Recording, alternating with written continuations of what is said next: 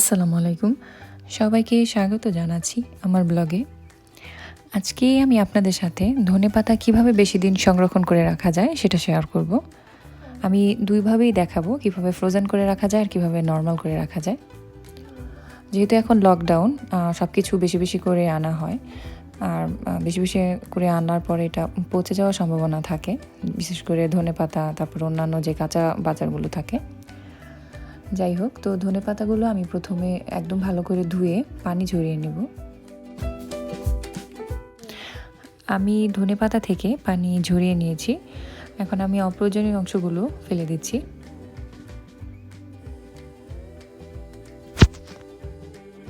এখন আমি ধনেপাতাগুলো কেটে নেব।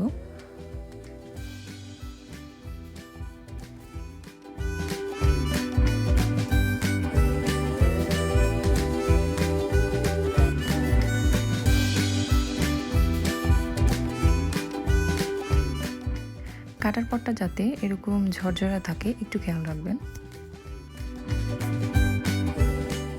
আমি এগুলো ফ্রোজেন করব, কেটে নিয়েছি। এখন আমি এর উপরে টিস্যু দিয়ে হালকা করে একটু চেপে নেব, যদি এটাতে কোনো পানি থাকে তাহলে যাতে পানিগুলো শুষে নেয় টিস্যুটা। খুব হালকা করে চাপতে হবে। এখন আমি এটা একটা জিপলকে ভরে নেব, আর একটু খেয়াল রাখবেন জিপলকের ভিতরটা যাতে শুকনো থাকে। আর এইটাকে আমি একদম ঠাসা ঠাসা করে ভরবো না, পাতাগুলোকে একটু স্পেস দেব।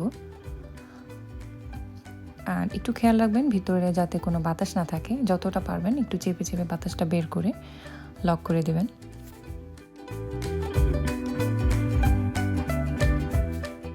এভাবেই রাখলে পাতার কালারটা খুব চেঞ্জও হবে না, আর গ্রানটাও খুব ভালো থাকবে।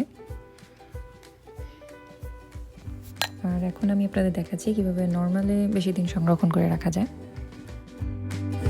নর্মাল ফ্রিজে ধনেপাতা সংরক্ষণ করে রাখার জন্য একটু চেষ্টা করবেন ধনেপাতার গায়ে যাতে কোনো পানি না থাকে। আমি এভাবে টিস্যু দিয়ে চেপে চেপে নিচ্ছি, যদিও আমি পানি অনেকটা চেষ্টা করেছি ঝরিয়ে নেওয়ার, তারপরেও আবারও টিস্যু দিয়ে একটু চেপে নিচ্ছি। এখন একটা শুকনো টিস্যুতে এভাবে ধনেপাতা রেখে এটা টিস্যু দিয়ে পেঁচিয়ে নেব।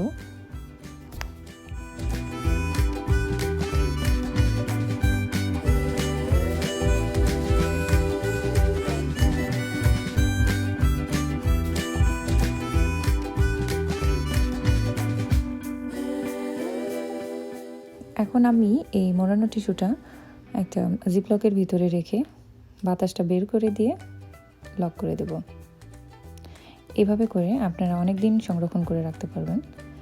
এখন আমি আপনাদের সাথে শেয়ার করছি কীভাবে কাঁচামরিচ বেশি দিন সংরক্ষণ করে রাখতে পারবেন। এভাবে কাঁচামরিচগুলোকে ধুয়ে কাঁচামরিচের বোটাগুলো আমি ফেলে দিয়েছি।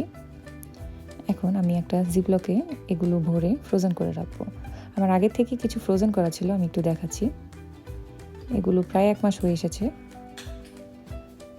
দেখুন খুব বেশি চেঞ্জ নেই, তবে ফ্রোজেন করা জিনিসগুলো একদম ডিরেক্ট আপনারা ব্যবহার করে ফেলবেন। এটা বের করে রাখবেন না অনেকক্ষণ, তাহলে এটা পানি ছেড়ে দেবে আর কালো হয়ে যাবে।